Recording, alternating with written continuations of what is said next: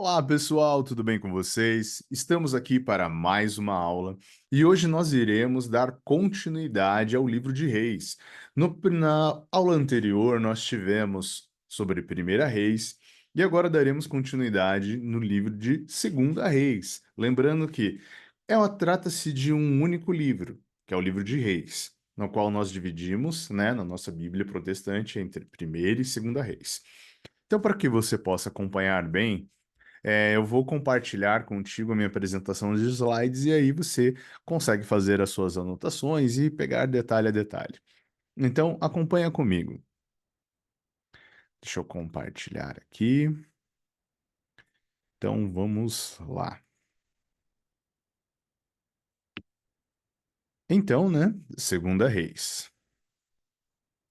Então, nós vamos observar que o livro de Segunda Reis ele tem uma ênfase grandíssima no papel dos profetas, né? Então, Elias, e Eliseu têm um papel extremamente fundamental em todo este livro. Então, deixa eu só colocar aqui para vocês.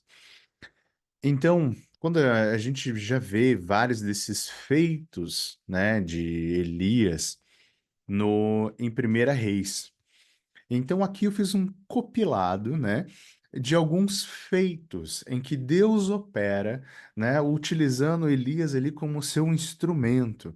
Então lembrando que o profeta, ele não é o profeta que faz previsões do futuro e tudo mais. Então aqui o profeta é o portador da voz de Deus. É ele quem profetiza a voz de Deus e opera, determinados milagres por meio de Deus. Então, aqui, lá em Primeira Reis, nós vimos Elias profetizando uma grande seca, que ele deu vida ao filho da viúva, ele destruiu o altar de Baal, ele decretou o fim da seca que ele profetizou. Ele ungiu Elias como profeta, em seu lugar, ou seja, é um momento extremamente emblemático este, né? Ele lavrou, ele desarmou os sírios diante de Israel, ele lavrou a sentença do rei Acabe, ele profetizou a sentença de Jezabel, ele profetizou a morte de Acasias, é, ele também venceu os profetas de Baal, que foram 102 homens que são consumidos pelo fogo. Com sua capa abriu o rio Jordão. Ele profetizou também a ruína e morte do reino, a morte de Jorão, rei de Judá. Então aqui a gente vê vários feitos miraculosos, né? Em diversas dessas situações, o que eu recomendo fortissimamente para você? Entra em cada um desses versículos em- e faz ali as suas marcações. Você vai ver que muito do que Elias e Eliseu fazem neste período tem uma ressonância lá depois no Novo Testamento. Com a vinda de Jesus, você vai observar que muitos dos feitos miraculosos que foram executados pelos profetas, Jesus acaba fazendo também, mas de uma maneira ainda mais extraordinária, provando que ele é ainda maior que os profetas. Como é a morte de Elias, então? E sucedeu que eles estavam andando e falando, eis que um carro de fogo, com cavalos de fogo, os separou um do outro. E Elias subiu ao céu num redemoinho. Então, aqui dá-se a entender que Elias não tem uma morte, mas ele é arrebatado dessa forma extremamente honrosa, né? Ou seja, olha que evento, imagine, tipo, ele subindo aos céus em cavalos de fogo. Aqui nós temos uma parte muito importante em que Eliseu ele pede por porção dobrada. Acompanha comigo. Sucedeu que, Havendo eles passado, Elias disse a Eliseu: Pede o que queres que te faça, antes que eu seja tomado de ti. Ou seja, isso aconteceu antes de Elias, né, ser arrebatado. E disse Eliseu, peço-te que haja porção dobrada de teu espírito sobre mim. Depois de atravessar, Elias disse a Eliseu, o que eu posso fazer por você antes que eu seja levado para longe de ti? Respondeu Eliseu, faz de mim o principal herdeiro de teu espírito profético. Veja, essas duas passagens aqui que eu li para vocês, na verdade são a mesma passagem, tá? Então, a Segunda Reis 2:9. Então, mas por que que elas têm essa... Por que que eu estou fazendo esse contraste aqui? Porque a questão da porção dobrada não era uma questão de ganância de Eliseu, tá?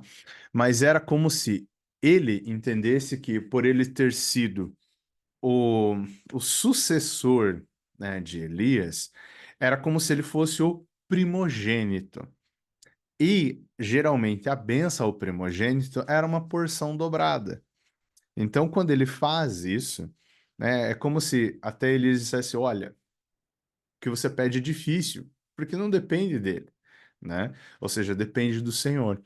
Daí agora a gente vai ver o que Deus faz na vida de Eliseu. E Eliseu ele recebe realmente porção dobrada. Então veja, Eliseu abriu o Rio Jordão. Ou seja, novamente nós vemos aqui uma cena em que o mar se abre, ou em que um rio se abre, ou seja, em que as águas se abrem. Ele sarou as águas de Jericó.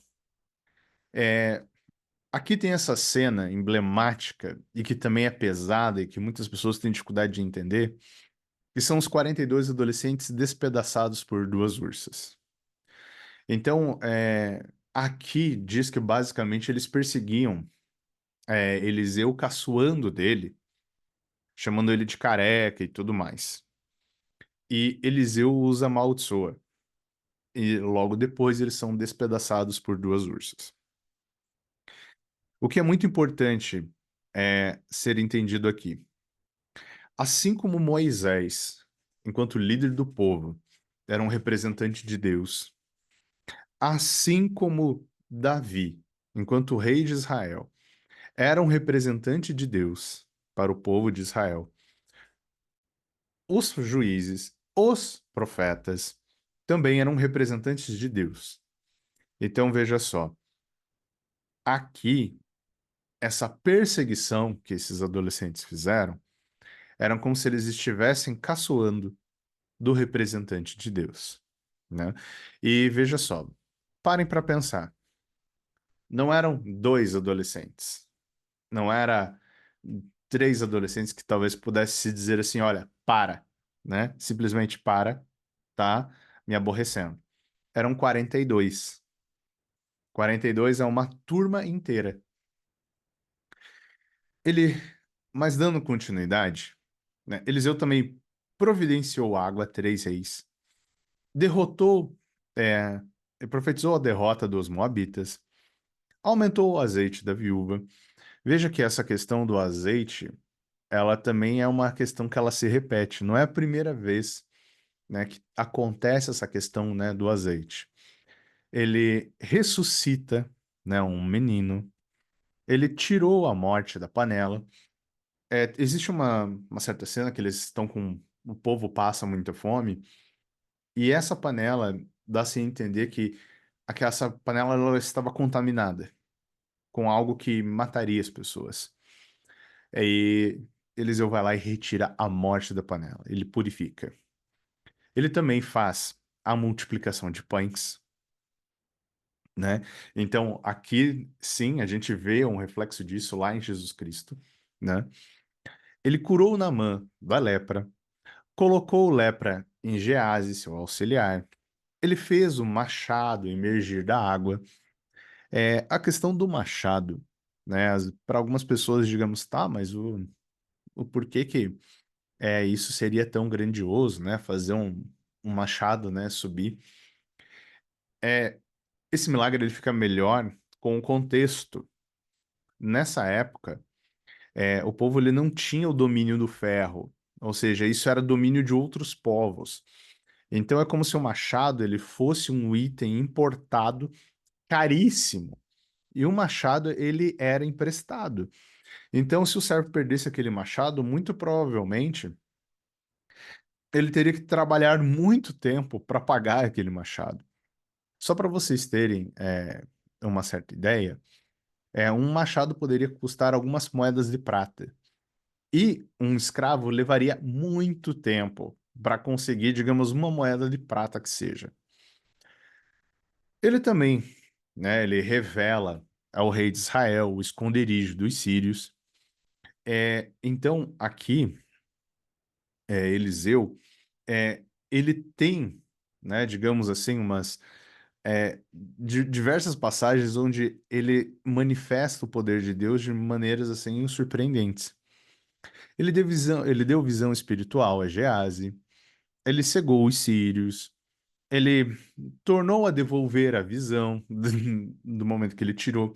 Se você vê, assim, os milagres, eles acontecem, né? Então, por exemplo, você pega ali o capítulo 6, né? Então, no capítulo 6 ou seja, o versículo 6 e 7, é, 9, 12, 17, 18, 20, ou seja, tipo, a cada parte, né, do capítulo tem um milagre.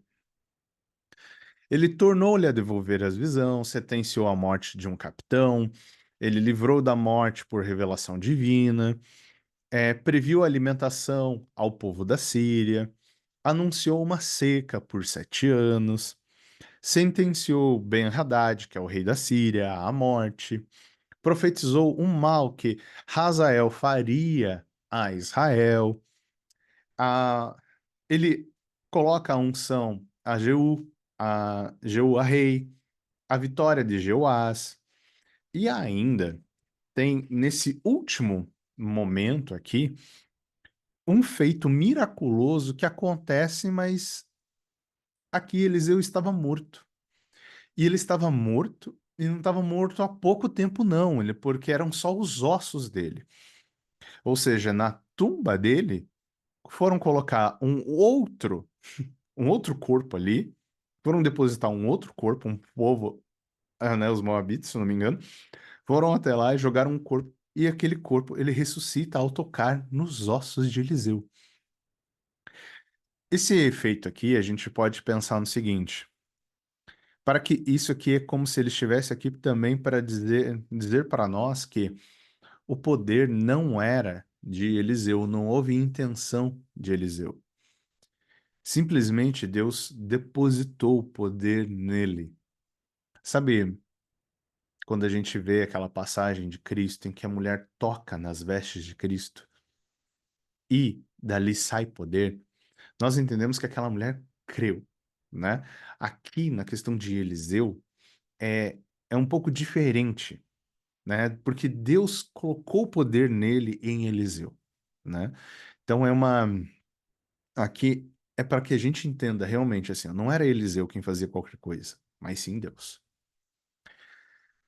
Pois muito bem, aqui, né, a gente tem que ter em mente, opa, só voltando aqui um pouquinho, tá? Então, nós temos, né, vários reis em Israel e vários reis em Judá, tá?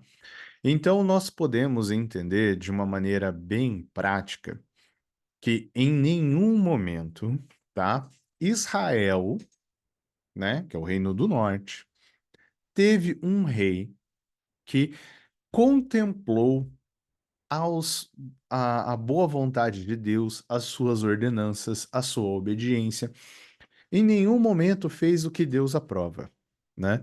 Lembrando que fazer o que Deus aprova era amar a Deus, ser obediente a Ele, a obediente à sua lei e também destruir os altares.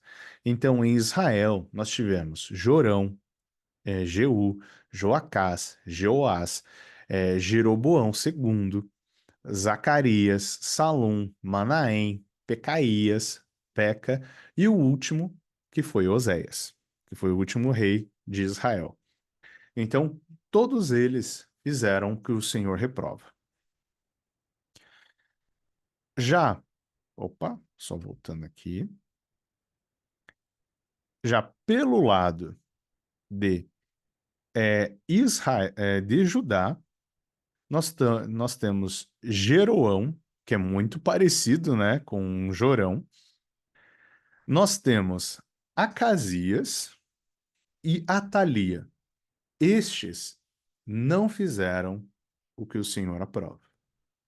Ou seja, eles praticaram idolatria, né? Ou seja, continuaram falhando. Daí nós temos uma sequência aqui, que é Jeoás, Amazias, Azarias e Jotão, que apesar de eles amarem a Deus, eles não destroem os altares idólatras. Então é como se eles tivessem feito só metade daquilo que Deus esperava, né? Então, não acabar com a idolatria, não combater a idolatria, é, era, digamos, insuficiente, né? Ou seja, eles eram reis, a obrigação deles era fazer esse combate, né? Então eles tiveram uma fé pessoal, mas é como se eles não fizeram o restante do trabalho deles. E na sequência, nós temos um rei terrível, que é Acás, e este sacrifica o próprio filho, né, em um culto idólatra. Na sequência deles, nós temos Ezequias, e Ezequias faz tudo certo. Então, ele combate, né, a idolatria, destrói todos os altares, fala de Deus. Então, ele tem um momento assim de plenitude, ele faz realmente tudo certo, né? Ele governa durante, ele governa ali durante, né, um bom tempo, e durante todo o reinado dele, ele fez tudo corretamente. Entretanto, logo na sequência dele, nós temos simplesmente o que existiu de pior no reino de Judá, que foi o reinado de Manassés. O reinado de Manassés foi trágico, simplesmente trágico, e também durou muito tempo. Durou 55 anos. Então foi um reinado extremamente pesado. Veja, Ezequias reinou por 29 anos.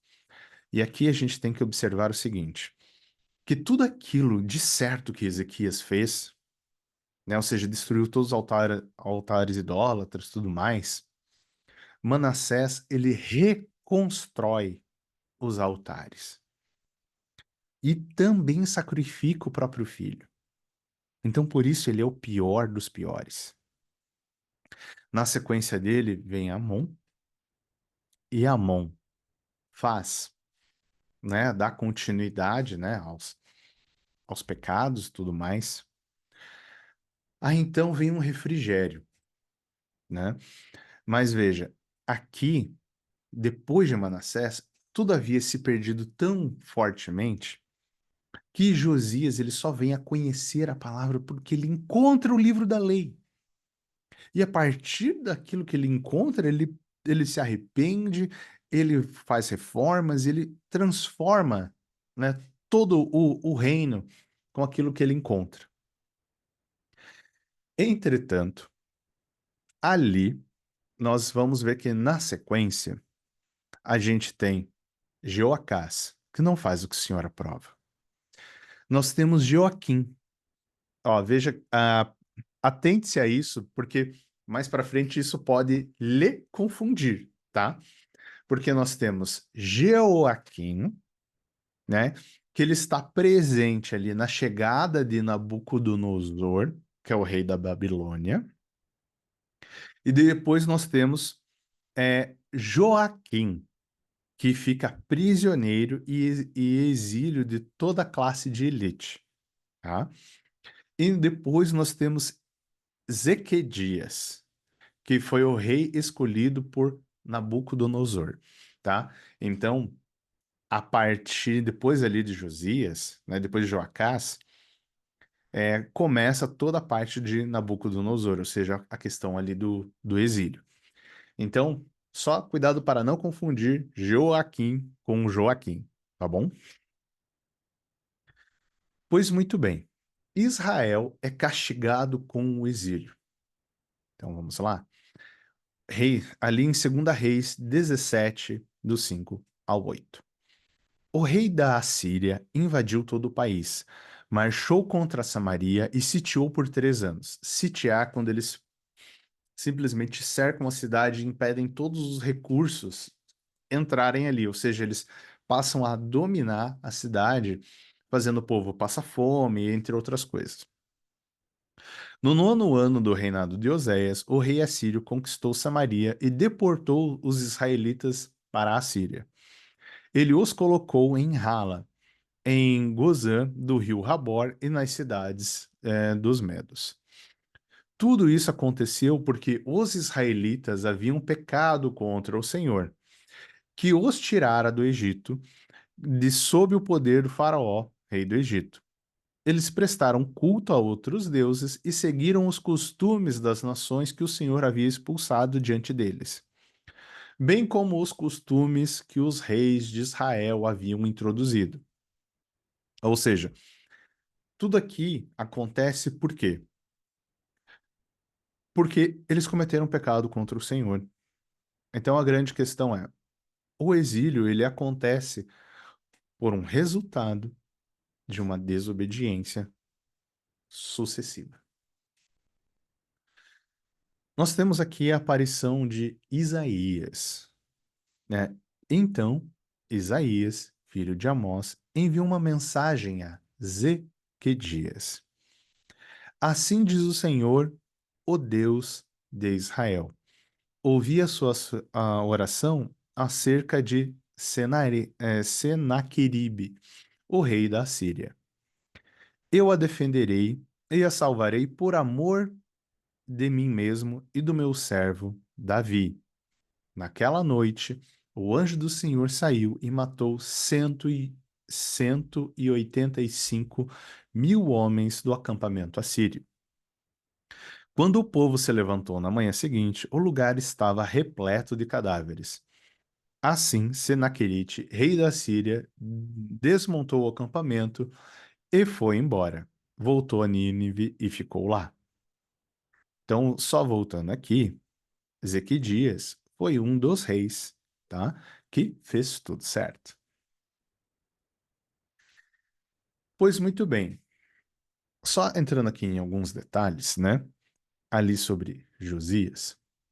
O livro da lei é encontrado e é feita uma nova renovação da aliança. Depois o rei subiu ao templo do Senhor, acompanhado por todos os homens de Judá, todo o povo de Jerusalém, os sacerdotes e os profetas, todo o povo, dos mais simples aos mais importantes. Para todos o rei leu em voz alta todas as palavras do livro da aliança, que havia sido encontrado no templo do Senhor. O rei colocou-se junto à coluna real e, na presença do Senhor, fez uma aliança, comprometendo-se a seguir o Senhor e obedecer de todo o coração e de toda a alma os seus mandamentos, seus preceitos e seus decretos, confirmando assim as palavras da aliança escritas naquele livro. Então, todo o povo se comprometeu com a aliança. Então, veja, olha o tamanho da ação do rei Josias. Pois muito bem, agora vamos falar do exílio. Como está descrito o início, né, desse exílio lá em 2 Reis 24:1. Durante o reinado de Jeoaquim, Nabucodonosor, rei da Babilônia, invadiu o país. E Jeoaquim tornou-se o seu vassalo por 3 anos. Então ele voltou atrás e rebelou-se contra Nabucodonosor. O Senhor enviou contra ele tropas babilônicas, aramaicas, moabitas e amonitas para destruir Judá, de acordo com a palavra do Senhor proclamada por seus servos, os profetas. Com certeza isso aconteceu a Judá conforme a ordem do Senhor, a fim de removê-la da sua promessa, por causa de todos os pecados que Manassés cometeu. Lembra que Manassés foi o pior dos piores, né?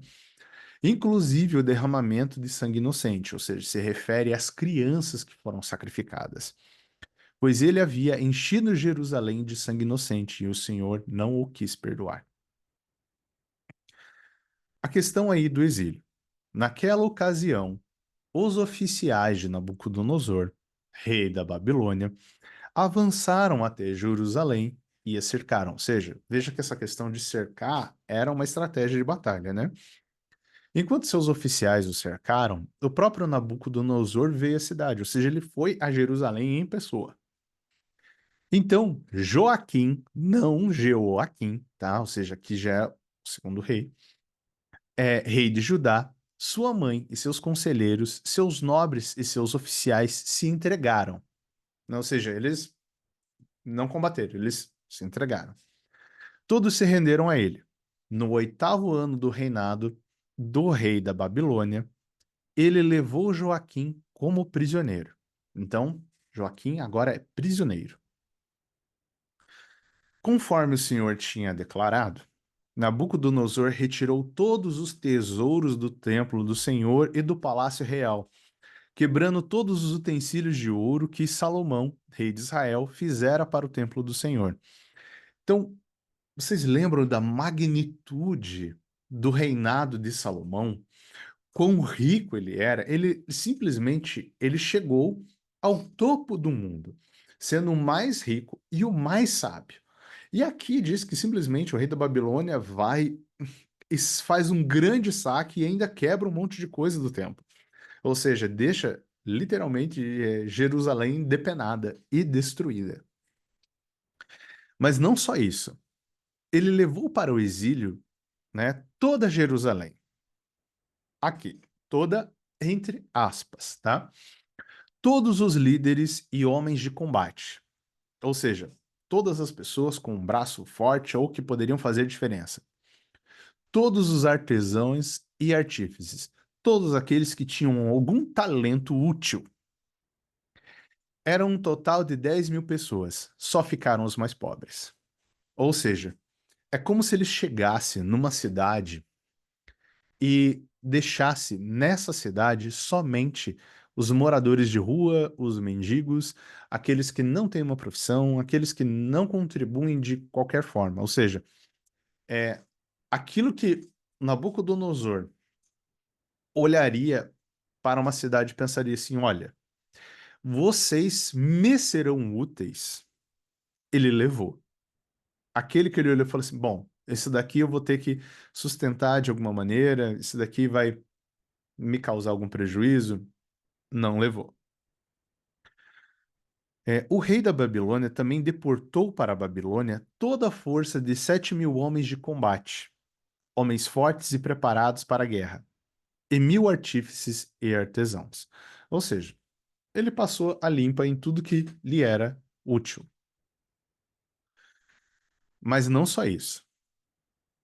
Como ele pegou Joaquim como prisioneiro, ele pegou o tio de Joaquim, que era Matatias, para reinar no lugar de Joaquim. Ou seja, tipo, ó, deixei esse monte de gente pobre aí, tudo mais, tal, mas agora você vai ser o rei deles, tá? E mudou o nome dele para Zequedias, ou seja, nem deixou ele ficar com o próprio nome, né? Ele fez o que o Senhor reprova, como tal fizera Joaquim.